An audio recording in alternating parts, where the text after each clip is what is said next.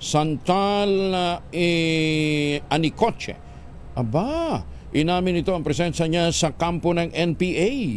OMG kabayan, si Chantal Anicoche inamin na ang presensya niya sa mga MPA. May tao, may tao. May tao, may tao. Patay niyo. Okay, we're here.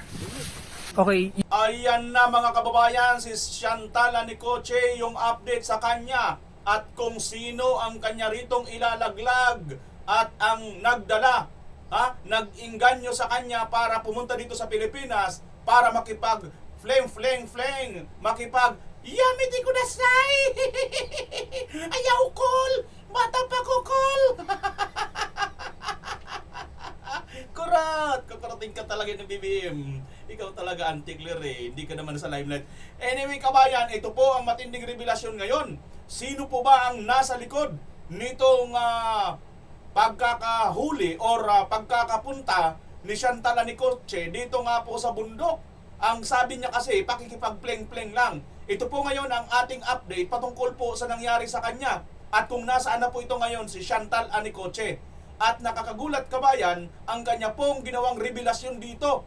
Sino po ba ang nasa likod? Grabe mga kababayan.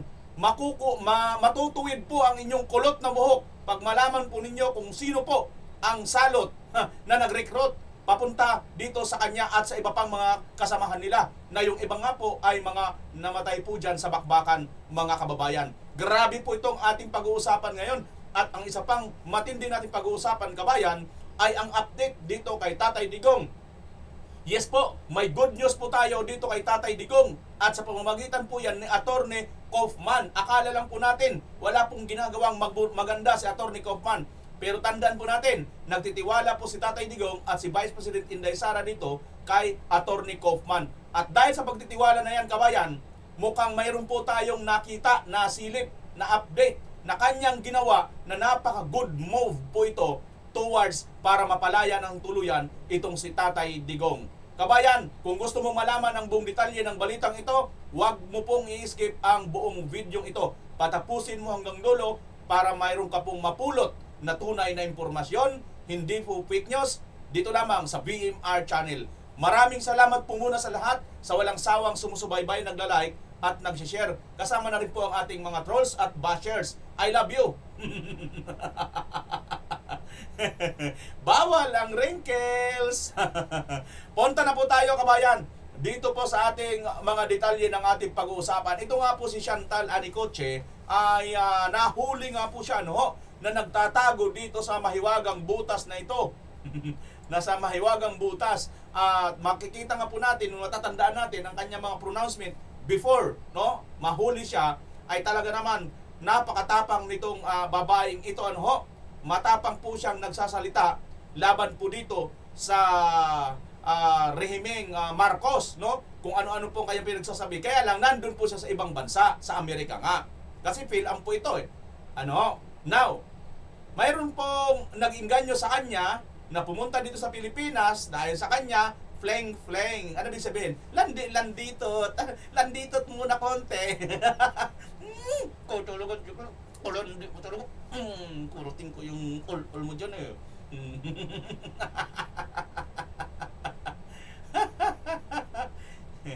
Mga kababayan, ito po ang detalye. Panoorin po natin ano po ba ang nangyari na dito kay Chantal Anicoche. Samantala, PhilAm activist na si Chantal Anicoche. Aba, inamin ito ang presensya niya sa kampo ng NPA. Detalye na balita mula kay Edniel Parosa, RH52. Edniel, good morning. Kuya Angel, inamin ng Filipino-American activist na si Chantal Anicoche na nagtungo siya sa Abra de Ilog Occidental, Mindoro upang kumonekta sa New People's Army matapos maging bahagi ng global network para sumuporta sa Communist Party of the Philippines. Ayon kay MTF ELCAC Executive Director Ernesto Torres Jr., ito ang kondisyon kung bakit pinayagan ng makalipad si Anicoche pauwi sa Estados Unidos kasama ang kanyang ina.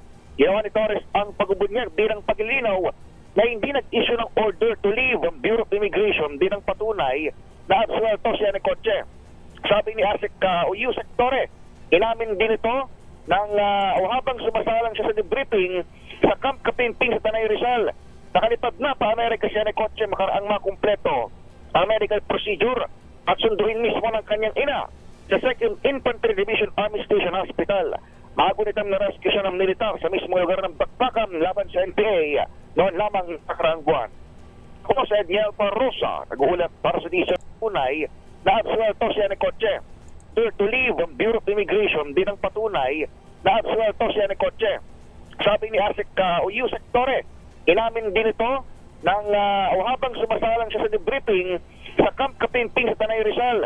Nakalipad na pa Amerika siya ni Kotse. Ayan mga kababayan, ayon nga po dito sa balita, nakalipad na po pa Amerika itong si Ani Kotse. At ito nga po, mayroon po ito siyang mga inamin na yun nga, kasama nga po siya dyan sa kilusan nila mga kababayan. At ito ang matindi. Sino-sino po ba ang mga nagsama pala dito, nag-recruit dito para makarating itong si Chantal Ani Kotse dyan po sa bundok ng Tralala. Ayan mga kababayan, si Chantal Ani Kotse. Panoorin po natin itong buong detalye ng balitang ito ng Newsline World, no? Sa SMNI din po ito mga kababayan, ha? Paki-subscribe din ninyo. Meanwhile, Chantal Ani Kotse a Filipino-American who claims to be an activist, revealed to soldiers that groups brought her to the Philippines and influenced her to join the communist terrorist group New People's Army or NPA. The Philippine Army said Chantal voluntarily went with government troops to receive medical treatment and shared information on how illegal recruiters and left-leaning groups operate, contrary to the NPA's claim that she was detained and tortured. Almar Forzuelo will give us more details. There's no reason for us to keep her kasi hindi naman natin siya dinitain in the first place. This was clarified by the 2nd Infantry Division of the Philippine Army in an exclusive interview with SMNI News regarding accusations being hurled by the communist terrorist group CPP, NPA, NDF against government troops. Left-leaning groups have been calling for the release of Chantal Ani Kotse, the Filipino-American who was rescued by soldiers. Sweet lang mga kababayan, ha? Kaya pala pinag-iinitan ng SMNI itong mga MPA, itong mga makabayad, makatae black, kasi nga po mga kababayan, ay sila lang po may exclusive interview dito sa mga sundalo, no? Sila po ang may ano dito sa mga NTF ILCAC. Bakit kaya yung ibang mga estasyon halos hindi man lang nila binibigyan ng pansin itong mga kababayan, ano? Ano kaya? Ano kayang ibig sabihin nun? Nagtatanong lang tayo, ha? Kasi nga po bakit parang pag maingay itong mga itong mga MPA terorista, itong mga makabayad black, itong mga leftist, itong mga kaparti na, yung mga kagrupo ng ang mga paniniwala ay malapit dun sa mga MPA, mga pro-MPA, di ba? Kasi hindi na nila kayang tuligsain, eh. So pro sila, parang tayo, sinasabihan nila pro-China kayo. Kayo rin pro-MPA naman kayo, di ba? Ganun ang datingan, ano? Hindi nila binibigyan ng masyadong pero SMNI lang ang nagbibigay ng interview dito sa mga ito. So ibig sabihin, ang SMNI ay pro-NTF, ILCAC at pro-militar. Ewan ko lang po doon sa mga ayaw mag-interview mga media. Ano? Kasi bakit sila lang may exclusive na interview ganito? Bakit sa kanila lang ito pinapalabas, di ba mga kababayan? Tingin-tingin kayo, wala halos mga ganito balita dito lang sa SMNI Kaya pala napakainit ni Franz Castro, convicted criminal sa SMNI at kay Pastor Kibuloy. Left-leaning groups have been calling for the release of Chantal Ani Kotse, the Filipino-American who was rescued by soldiers near the site of an encounter between NPA rebels and government forces in Abra de Ilog, Occidental Mindoro last month. According to Colonel Michael Aquino, spokesperson of the 2nd Infantry Division, Chantal voluntarily accompanied military troops to receive treatment at a military hospital, contrary to claims by communist groups that she was allegedly hidden, detained, and tortured. Una-una, this is a victory of the Filipino people. It's a victory of peace and freedom. It's a victory of truth. Nakita natin. Kasi ang sabi nila is release Chantal. Una-una, there's nothing to release. Kasi hindi naman natin siya dinitain. Balikan natin si Chantal ay nag-volunteer siya dito sa ating hospital para magpagaling. Nag-sign siya. Kasi we need that also. Ng isang manifest of undertaking, signifying her intention na gusto kong magpagamot dito sa hospital. So, nabigyan siya ng gamot, proper care. Even the psychosocial processing na kailangang ibigay sa kanya, biligid din natin. Colonel Aquino emphasized the goodwill shown to an individual critical of the Philippine government due to the misguided ideology was not propaganda. In fact, Chantal also showed good behavior toward the soldiers. Her parents were reportedly grateful for the care and attention given to their daughter. Maganda ang pinakita niya dito sa atin and we commend that. Even the family. In fact, nagbigay nga ng letter yung nanay na pinablish natin. Nag-request tayo ng permission. Sabi nila propaganda. Hindi siya propaganda. It's the truth. Na kailangang sabi para walang masabi itong kabilang grupo na patuloy na nanggagamit, na dinadala yung ating mga anak sa karahasan. Sa ilang araw na pamamalagi ni Chantal Anicoche dito sa loob ng kampo ng Second ID, ibinahagi nito sa mga sundalo ang ilang mga impormasyon na nagkukonekta sa mga illegal recruiter at kung papaano nga ba gumagana ang operasyon ng mga makakaliwang grupo. Mga impormasyon na nagpapatunay sa mga maling gawain ng CPP, NPA, NDF. Ayan ang maganda mga kababayan. Ito na ang impormasyon ngayon na i-shared nito ni Chantal Anicoche mga kababayan. Pakinggan po natin kung sino po ang mga talipandas na nag-recruit sa kanya dito nga po papunta sa kabundukan. Meron siyang mga nasabi. Meron siyang mga naikwento. Hindi naman natin siya finorce para magkwento. Pero in the process of interaction, may mga nasabi siya. Una-una meron siyang, dineclare niya yung kanyang notebook na andun nakasulat yung mga ginawa nila doon. No? At napagalaman natin na yung mga tao at organization na nagdala sa kanya dito. Sino? No? Siya ay membro ng migrante. Migrante. At pagdating niya dito, hinan-over siya sa karapatan. Karapatan. No? So, Karapatan, migrante mga kababayan, yung migrante international yata itong tinutukoy. Yung karapatan, naalala nyo dati yung karapatan. Karapatan ba yung sigaw ng sigaw din sa kalsada? Tsaka yung nag-agaw yata ng mga pabahay dyan sa parting Bulacan ba yun? Ewan ko, parang karapatan din yata yun mga kababayan, di ba? O, tuloy natin. Sino nakaka-remember nung issue na yun? Parang ni Tatay Digong yan eh. Parang inoccupy nitong karapatan yung mga pabahay na dapat yata sa mga teacher, mga pulis. Kung sabihin, hindi ko masyado na matandaan yun masyado. Tuloy natin. diyan ang istorya natin. Ang karapatan, siya lang ang nagdala sa Mindoro sa kanya. Grabe oh. Hindi lang siya. Nako, sino pa? Andyan si Stephanie Burinaga, na yung kanyang nanay ay nagpa-interview. Oo. Andyan din yung nanay ni Jerlyn. No?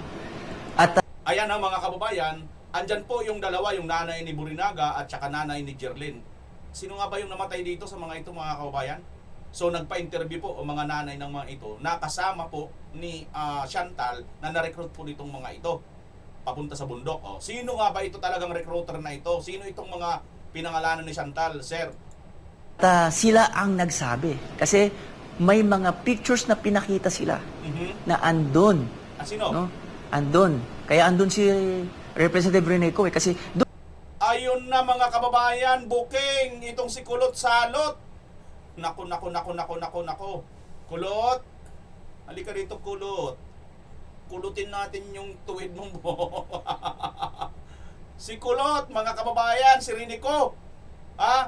Isa pala sa dahilan, isa pala sa mga kasama dyan. Nako naman, kita nyo, itong ating administrasyon na ito. Itong mga congressman pinamumugaran ng kriminal, mayroon pang mga MPA, mayroon pang Franz Castro na kriminal din, convicted na, hindi pa rin nakukulong. Grabe. Ganyan po ang mustisya sa atin paminsan-minsan. Bagamat ako po malaki pa rin ang tiwala, kaya lang paminsan-minsan po ganyan eh. Yung mga suspect pa lang, kulong na kaagad yan. Pero pagka convicted na, katulad ni Franz Castro, dahil MPA malakas, ayan, hindi muna kaagad kinukulong. Matindi, ano? Nasa kanila lahat. Parang tila baga, ganito. Pag sa atin ng mga ordinaryong mamamayan, magnakaw ka ng mangga, yung matanda, kung anong mga petty crimes na magawa mo, dahil nga mga ordinaryo tayo, hindi tayo kakampi ng mga MPA, wala kang human rights. Pero pag sa kanila, sigaw ang human rights dito, sigaw doon human rights, di ba? Ganyan mga kababayan. Itong human rights, tingnan nyo nung namatay yung MPA sa bakbakan, sisigaw na naman sila doon para sa namatay. Hindi nila sinigaw ang karapatan din, ang human rights din ng mga sundalo na nakipagbakbakan, which is kakampi ng gobyerno, di ba? Sino ang kinakampihan nila? Ayan. Kulot, Salot. Kasama ka pala dito. Nako. Doon. No? Andun. Kaya andun si Representative Renico kasi doon sa picture, magkakasama sila doon. Nako, makakasama pala kayo sa picture, Rinico. Andoon ka daw. Kaya pala una kagad to nag-react mga kababayan eh. Di ba? Colonel Aquino added that if there was anything positive that came out of the incident, it was seen by millions of Filipinos how the Philippine Army values and protects the life of every Filipino, contrary to the claims of the CPP, NPA, and NDF. The reason why yung mga netizens natin, yung Filipinos natin, nakasubaybay ng case ni Chantal, nakita nila kung paano inalagaan siya ng Philippine Army. Pagpapatunay na ang Army natin ay naniniwala sa international maritime law at human rights. Okay? Lahat ng pinablish natin ay makatotohanan. As compared sa mga pinalabas ng kabilang grupo. Ano ang pinalabas nila? Tinorture natin si Chantal, na nasa custody siya, na illegal detention siya. No. So, the Army is an organization whose work is anchored on truth, and you can never defeat the truth. He further said the communist forces in the Philippines are weakening, which is why they are pushing their narratives abroad to recruit more members. Gusto nating sabihin sa kanila ngayon na ang nangyayari dito sa Pilipinas, natatalo na sila. Natatalo sila sa naratibo dito. So anong estratehiya nila? They go abroad. At doon sila nagkukwento ng kanilang dating kwento na hindi na tinanggap ng Pilipino. Yung mga parents, mga Filipino parents doon sa abroad, eh hindi nila yan alam. So, again, sa mga magulang na nasa abroad, check natin kung sino yung mga kasama ng ating mga anak, especially doon sa schools, kung sinong organization ang sinasama ng inyong mga anak. Andyan na sila. Kung sino yung mga naingay na organization, sila na yun. Sino ba yung mga organization na maingay? Si Bayan USA, si Migrante International, si Karapatan. For God and beloved Philippines, Almar Forzuelo, SMNI News. Ayan mga kababayan, si Almar Porzuelo ang Kung sino yung mga... Si Karapatan. Beloved Philippines, Almar Forzuelo, SMNI News. ng SMNI News. Kaibigan po natin yan si Almar Porzuelo mga kababayan. Salamat SMNI, no. Alam nyo mga kababayan, Newsline World, talagang English version ito. Saka maganda, tama lang din na in English version ito, itong balita na to. Hindi natin masyado napansin, ano. Pero tingnan nyo, mahalaga po ito. Akala natin hindi ito mahalaga. Mahalaga po ito mga kababayan. Lalo na sa mga OFW. Kasi po, ang mga anak ninyo, halimbawa, nandiyan kayo sa ibang bansa, nagpapakahirap kayo, nagpapakapagod kayo, uuwi kayo dito, yung anak ninyo, madadatnan nyo, natsogi na, napatay na kasi namundok, nirecruit ng mga MPA. At yung mga nasa ibang bansa naman, kamukha nito ni Chantal mga kababayan, walang alam ang mga magulang dyan. Kung ano po ang tunay na historia o kwento dito sa mga pinaggagawa po nitong mga MPA na ito. Ngayon, itong anak nalin lang. Ayan nagpunta dito. At biruin mo, napakababaw ng rason, di ba? Nakipag-meet up lang daw kasi may kafling. Ano ba ibig sabihin kafling? May mga kalan dito. May kalantutay. Kalantutay! Ayaw! Ayaw, call! Bata pa ko, call! Bata pa si Auntie Claire! Kusi mong lubot. Di ba kabayan? So ayan. Mahalaga po ito. So yan pong update. Ito pala si Renico, ang isa, no? Sa nakita doon sa picture, na kasama diyan sa mga MPA na yan. So galaw-galaw, baka naman. Kaya dapat siguro pagdating dito, i-abolish yung mga party list, lalo na kung linyahan ng mga MPA, no? No, kabayan. Siguro kung mga nag-ano sa mga nag-ano ng mga MPA, okay lang naman po magprotesta ka. Okay lang naman po 'yun, wala namang problema 'yun eh. Pero yung maghahawak ka ng baril, mamumundok ka para labanan mo yung gobyerno, 'yun ang hindi tama. 'Di ba? Okay ba mga kababayan? Sige. So ayan. Yan po ang update natin dito kay Miss Chantal. Isa pala si Saldico, tala ko ng Saldico. Kasi mukhang kamag-anak natin sa Saldico, sabi ni BP Inday. Pinsan ito. So, yan ang update. Si Kulot Salot, mga kababayan, ay isa pala sa recruiter, no? Isa pala sa mga nandyan na nasa likod kung bakit ito nakarating po dito sa ibang bansa. Dito sa Pilipinas. So, ito na mga kababayan, yung update. kay Tatay Digong at kay Attorney Kaufman. Mayroon pong ginawa si Attorney Kaufman, mga kababayan, na baka napalagpas lang natin kasi tayo para bagang doon lang tayo nakafocus sa makauwi si Tatay Digong, makauwi. Ganun na lang tayo, di ba? Ako man, ganun din ang gusto ko eh. Makauwi na talaga si Tatay Digong, mga kababayan. Kaya lang, kahit ano pong gawin natin, pag hindi po natin malatagan ng mga argumento na mabibigat, bagamat alam na po natin, given na po yan na wala po, hindi po sa tama. Kidnapping nga po ang alam natin sa ginawa nila dito kay Tatay Digong. May basehan naman tayo, ano yun? Hindi po yun dumaan sa tamang korte. At hindi po kalooban o kagustuhan ni Tatay Digong na dalhin siya doon. So kinidnap talaga siya. May pangasar nga sila dyan eh. Di ba? Alam mo yan, mga adik, wala naman po matinong sasabihin niya, nasabi niya old nap daw. Di ba? Hindi na daw kid kasi. Sa bagay, paminsan-minsan yung mga adik, medyo ano rin yan eh. Nababalik din sa tamang tempo eh. Pero paminsan-minsan lang yon. Now, ano ba itong ginawa ni Attorney Kaufman na malaking bagay na maaari pong mag-trigger para si Tatay Digong ay mapilitan po sila na ma-dismiss ang kaso, no? At makauwi na nga po dito si Tatay Digong. Tandaan po natin si Attorney Kaufman ay bihasa po ito at may mga naipanalo na po itong kaso dyan sa ICC. Ano ho? At yun nga ang tiwala ni Tatay Digong at saka ni Vice President Sara Duterte dito sa attorney na ito. So ano ba kanyang good move ngayon na ginawa? Ito po yun. Mayroon po siya ritong ginawa na ganito.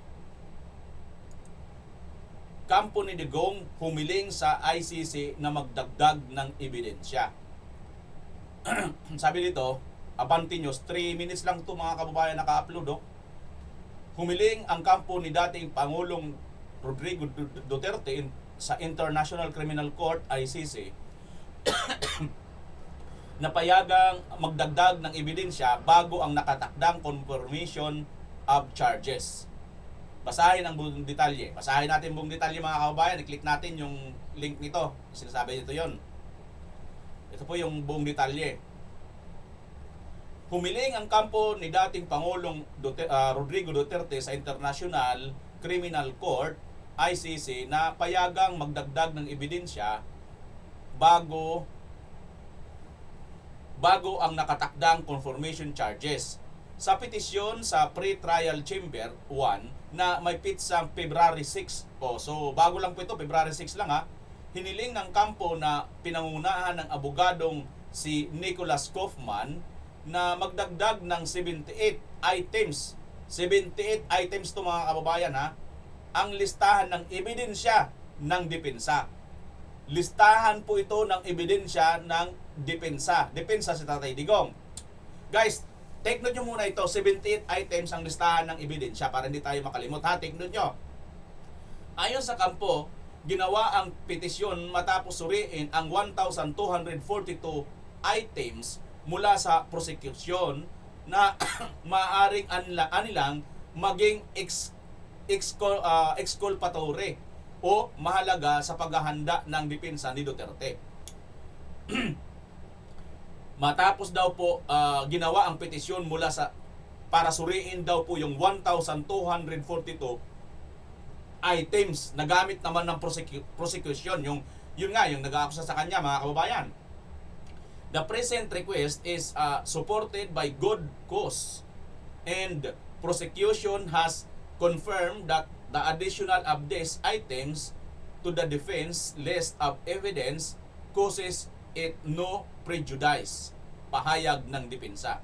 Iginiit ng kampo na ginawa ang hiling 15 araw bago ang pagdinig sa February 23, malapit na po no, at modest ang bilang ng karagdagang ebidensya. Binanggit din nila na hindi ito makakasagasa sa karapatan ng mga biktima, lalo na't bagong tatag pa lamang ang kanilang legal team at inaayos pa ang access sa ebidensya. Finally, and most importantly, in light of the prosecution's confirmation that it does not oppose the addition of these items, their inclusion would occasion no prejudice to the prosecution, whereas their non-admission would cause significant prejudice to Mr. Duterte. Dagdag pa nila. Ipinahayag din ni Kaufman na hindi pa lubusan nasusuri ng depensa ang pinakabagong disclosure ng prosecution noong February 5, kaya may posibilidad pang magdagdag ang kanilang listahan ng ebidensya. Mga kababayan, sa abante po ito, no? Ano ba ang importansya nito ngayon, mga kababayan, na sinasabi natin na ginawa ni Attorney Kaufman? Tandaan po ninyo, ito pong uli, balikan natin ang tiniknot natin kanina na mayroon silang tinatawag na ilan ba yun? Ilan ba yun, mga kababayan? Ilan ba yung item na yun na pinapaano nila, pinapadagdag nila? Asa na yun? Items, mayroon pa silang 15 araw. Yan, 78 items ang listahan ng ebidensya ng depensa. Alam nyo kung bakit ko ito hinighlights, mga kababayan, at bakit ko talaga ito inano uli sa atin, no? I-share ko uli sa inyo. Kasi nga po, kung matatandaan natin, parang si Attorney Kaufman, parang lagi na lang po siyang talo, no? Wala na pong pinakinggang appeal, ito pong ICC. Lahat po, tinurn down po nila. Lahat po, hindi po pinagbigyan, katulad na lang ng kalusugan ni Tatay Digong. Yung doktor po ng depensa nila, kampo nila Attorney Kaufman at Tatay Digong, ay hindi po nila pinagbigyan. So, kumbaga, brinaso na po nila. Kaya nga po, alam natin na ito pong ICC ay hindi po hindi po patas, bias na po sila kaagad. Kasi yung kanila lang ang kanilang pinapakinggan Now ngayon, sa kabila ng lahat ng ito ay dumating ang isang punto or araw na itong ICC ay naghahanap pa ng panibagong ebidensya. Despite na halos hindi na nga nila pagbigyan ang depensa na makasagot. Di ba?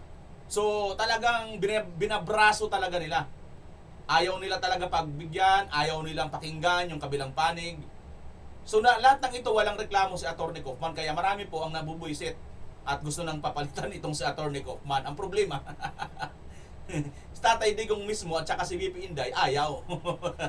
Kaya kahit anong gawin natin mga supporter, hindi obra. Pero ngayon, mga kababayan, sa tingin ko, mayroong nagawang napakatalinong move itong si Attorney Kaufman. Bagamat hindi ito napansin ng nakararami, tayo dito papansinin natin. Ano yan, Bimar? Kanina ka pa paulit-ulit, nakakainis ka. Inuubos mo na yung data ko. May mga ganyan no? Shoutout sa mga malalaki ang mga data or naka-wifi. Thank you kasi nararating nyo hanggang dulo. Bagamat minsan umaabot ay 1 oras mahigit. No? Nararating nyo po ang ating mga video at pinapatapos nyo po. Thank you Kahit hindi na kayo mag-send ng pakape, mayroong tatanong sa atin ng pa-Gcash. Hayaan nyo na yon, basta importante sa akin. May share nyo lang po itong ating mga video kasi kaming mga DDS supporter, kaming DDS mga vlogger, katulad po ninyo, pare-parehas po tayo organic. Ibig sabihin, sumusuporta po tayo sa Duterte nang wala po tayong iniisip na kapalit. Ang hinahangad po natin kasi, may balik ang Duterte na gobyerno katulad ni Tatay Digong. At naniniwala tayo, kayang-kaya ni Vice President Sara Duterte at baka mas higitan pa. Dahil ayon kay Tatay Digong talaga itong si Inday, mas stricto pa kaysa sa kanya. Di ba mga kababayan? Given na po ito sa lahat po ng mga Duterte supporters. Alam po nila na talagang itong si VP Inday, napaka-stricto po nito. Mas mahigpit po ito kaysa kay Tatay Digong. Kaya, pero maganda po ang paghihigpit kasi para po sa kapakanan ng bayan. At mayroon po tayong prueba dyan. Tumingin ka na lang sa Davao. Davao lang naman ang napaka-stable na lugar. Payapa, malinis, bawal ang adik, bawal ang sigarilyo. Diba? Taxi driver, walang mga kutong. Taxi driver, hindi nananaga. Disiplinado. At walang utang. May utang man, manageable. Diba? At maraming award. At maayos, progresibo. Maunlad ang Davao City. Duterte kasi. Diba? Yan yung Duterte brand of government. Hindi na po nila yan po pwedeng pasinungalingan, kahit anong pang propaganda nila, wala na po yan. Kaya ako, naniniwala ako. Kaya yung prinsipyo ko, yung pagbablog ko, kahit walang bayad, basta makaupo lang ang Duterte, yun na yung bayad para sa akin. Bakit? Kasi alam ko, ang ipagmamalasakit, ang gagawing serbisyo ni Duterte ay para sa atin na mga mahihirap. Gets nyo mga kababayan? Ganun po yun. Katulad na lang pagmamalasakit sa mga ospital, katulad na lang ng mga kalsada, mga tulay, mga airport, lahat ng ikagaginhawa nating mga maliliit ay ginagawa po ni Tatay Digong at ng mga Duterte. Kaya tayo mga vlogger, fully support by organically kay Tatay Duterte, kay Tatay Digong or sa mga Duterte. Okay, punta na natin sa Atty. Kaufman, mga kababayan. Alam nyo, naalala nyo nung nakaraang araw lang din, nagtatanong ang ICC mismo. Naghahanap pa sila ng karagdagang witness at ebidensya. Ito naman ngayon, sa aking palagay lang ha mga kababayan, ay nakitang butas ni Atty. Kaufman. Wait, teka, sabayan din natin ito. At mayroon silang nakita, 78 ito. 78 itong items mga kababayan. Ang listahan ng ebidensya ng depensa. 78 itong listahan ng ebidensya nila. Hindi ko po pwedeng hulaan at hindi ko rin po alam kung ano or sino yung mga witnesses or ebidensya na 78 na yan na ipipresenta ni Atty. Kaufman. At one thing is for sure, kabayan, matalinong galaw, mabilis na nasilip ka agad ni Atty. Kaufman. Ay, teka lang, sabi mo ICC, nananawagan ka na kailangan nyo pa ng karagdagang ebidensya, karagdagang mga witnesses. But, hindi naman po pwede kayo na lang. Di ba? At this time mga kababayan, hindi na po ito pwedeng iwasan ng ICC. Kumbaga, nag-move sila ng touch move. Kumbaga sa laro po ng chess. Pag tinulak mo ng ganun yung pyesa mo, hindi ka na pwedeng umatras or umano pa. Kasi touch move na eh. Nailapag mo na doon, touch move na. Hindi ka na pwedeng magpalit ng pyesa, itong igagalaw po. Ginalaw po nila ang ebidensya or pagbubukas na pwede pang magdagdag ng ebidensya o pwede pang magdagdag ng witness. Kung po pwede sa inyo yan ICC, bakit hindi po pwede dito sa inaakusahan ninyo? Gets nyo kabayan? Diba? Yan yung isa sa importansya ng tahimik na galaw ng isang matalinong abogado na si Atty. Kaufman. Sinabayan niya ang ICC. Abay, kayo lang? Hindi naman po pwede yun. At pag hindi nila ito inunor, makikita sila sa buong mundo. Lalo lang mawawala ng credibility itong ICC. At hindi nila, palagay ko hindi nila ito po pwedeng hindi pagbigyan. Kasi pagka hindi talaga nila ito pagbigyan, wala na ito. Lukuhan na talaga. Wala na talaga silang gustong dito. Kundi i-convict lang talaga nila sa Tatay Digong. Wala na silang papakinggan kahit ano pang sabihin. Di ba? Pero sa tingin ko naman, bagay, hindi naman siguro mga bangag yung mga yan, di ba? Hindi naman siguro mga adik yung mga yan. Liban na lang talaga kung adik din at mga bangag, wala na talagang pakinggan ito mga ito. Pero kung hindi naman siguro mga bangag itong mga ito, mga matitino naman siguro kahit papaano, di ba? Palagay ko naman mapapansin nila, sandali, mayroon kayo na gano'n, nagpalabas kayo na gusto nyo pang magdagdag bakit itong kabilang panig hindi nyo papayagan?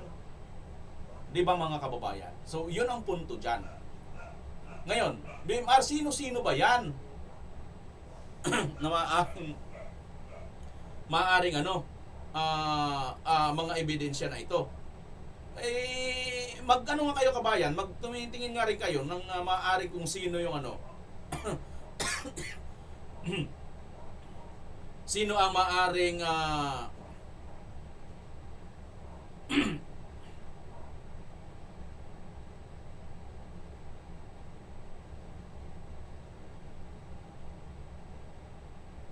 maaring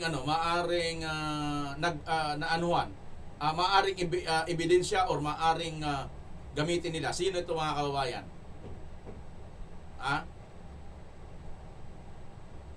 Gusto niyo bang o hindi niyo alam kung sino? Hindi niyo alam kabayan kung sino ang maaring gamitin ebidensya? Sino yung maaring Ito, pakita ko sa inyo mga kababayan. Share ko sa inyo, dyan sa 78 na yan, maaaring isa siya dito. Sorry po. Asan na yun?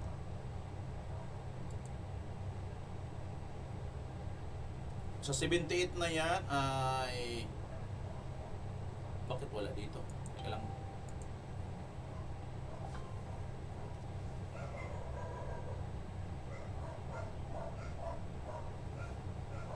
Sa 78, ito yan. Teka lang ha, mga kababayan. Wait lang. Huwag muna kayo mainip. Sa 78 na yan ay maaaring isa siya dito niya, no?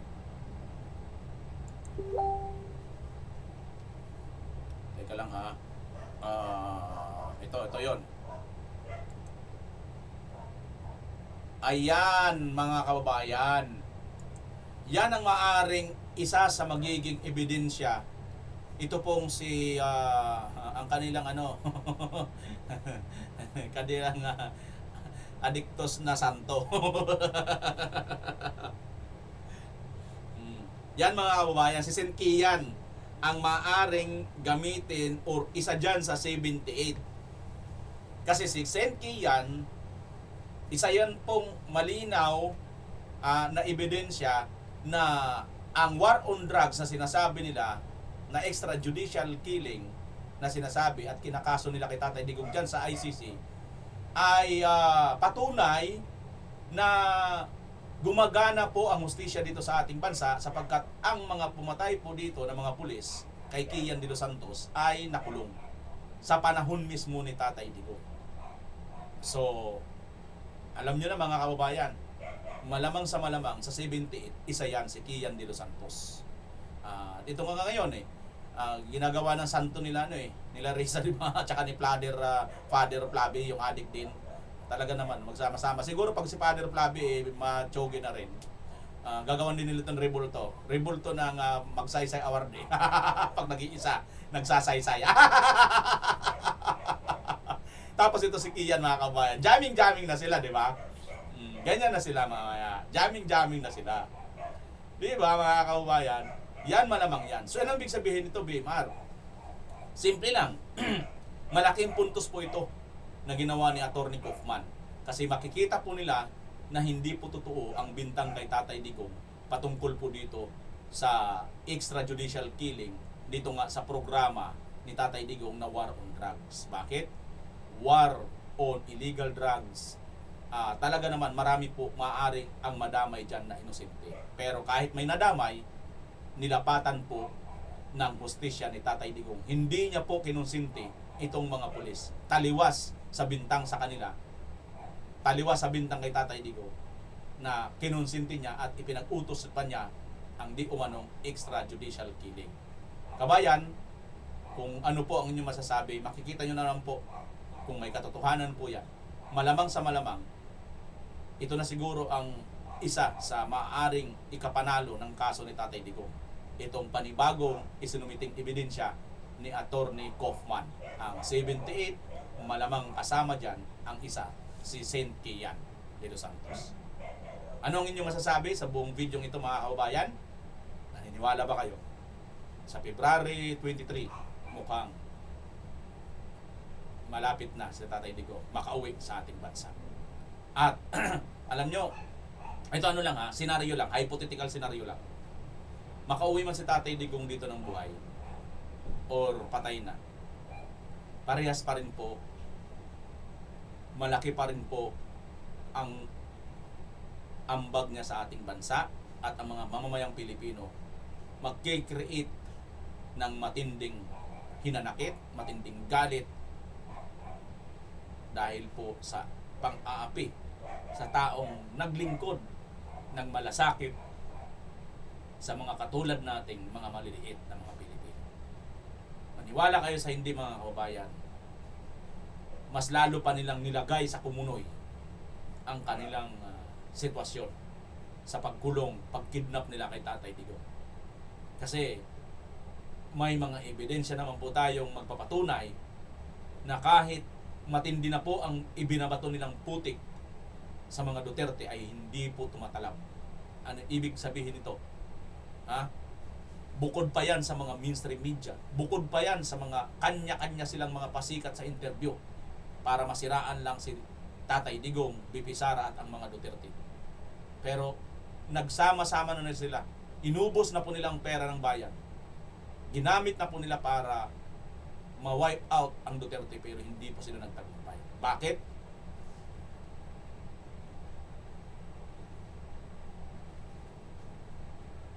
Ikaw, ako, tayong lahat mga kababayan. Tayo ang organic na boses para hindi po sila magtagumpay. Bakit?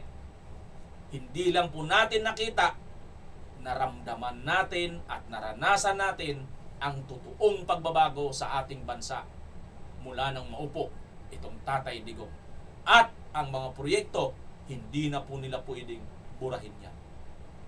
Andyan na po ang napakaraming proyekto, bell, at ang pinakita ang mabuting serbisyo at disiplina ng isang Tatay Digong with matching mga witty banat pa, di ba? Yan po si Tatay Digong. Kaya mga kababayan, wait na lang tayo sa February 23. Tatay Digong, welcome back. Tatay Digong, welcome back sa February 23. Ayan kabayan, punta na tayo dito sa ating shoutout portion, ha? Ayoko na kasi mag-emosyonal, magtutulo na naman si Pungko eh. Nakakapuisit yung sipon na to eh. Nakikisabay eh. Ay, ano ba yan? Ito pala. Ayan. Shoutout kay watching from Ireland, si Saman. Ayan. Shoutout sa iyo. Hi Sir Bimar, always watching OFW from Bahrain. Olivia Gaspar. Shoutout sa iyo Ma'am Olivia. Good evening idol, watching from Jeddah KSA. Jamex TV. Shoutout sa iyo Ma'am. Sa Saudi Arabia, Jeddah. Ayan. Evelyn Hagnaya, watching from Las Piñas City, sir. Oy, shoutout sa taga Las Piñas. Watching here in Ireland. Condolence to the family of Duterte. Marivic Dominguez. O nga, si Tatay Bong Duterte. Shoutout sa lahat. Watching from London. Lucy De La Cruz. Ate Charilo, shoutout sa iyo. Ayan, shoutout from Moncayo, Davao de Oro. Salvatore Ritunza. VMR, yes, tama ka. Agree ako. Lahat na pinapakita mo ng mga video. Good day sa inyo. Take care always, Sir VMR. Watching from Maryland, USA. Lynn Bugas. Shoutout dyan sa Maryland, USA, Ma'am Lynn Bugas. Thank you po. Like, share. Oy, thank you. Elvera Ibanez, thank you sa mga nagla-like at nag-share. Pati ako, nakatawa rin kaya gusto ko dito manood dahil kahit problema ang pinag-uusapan, nakatawa pa rin tayo. Watching from London, United Kingdom. Hariraj Dula, yun. Di ba mga kaubayan? Yan ang maganda. Kahit mabigat ang problema, kailangan pa rin po natin tawanan. God bless and protect you always, Bimar. Watching from Egypt. Uy, kumusta na dyan sa Egypt ha? Kumusta na kayo dyan kabayan? Anong pangalan nyo? Walang pangalan eh. Hindi at one lang eh.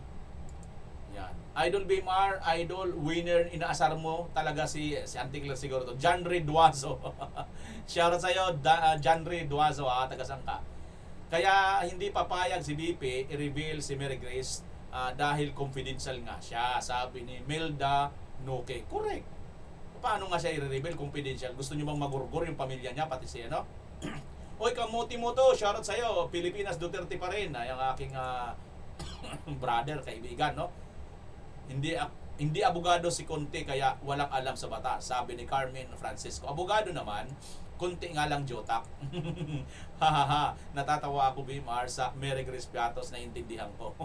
Sabi ni Binusdo. Shoutout sa iyo. Ayan. Bali wala naman sa kanila ang mga babala. Ayun, no? Siguraduhin nyo muna ang mga binabalita bago kayo magpalabas ng inyong mga pananaw para hindi kayo maturingang fake news peddler.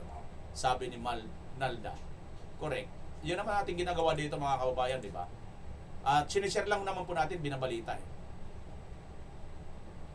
Sino pa ito? I'm praying with Inday. Thank you Lord, gabay mo. Oh. Okay.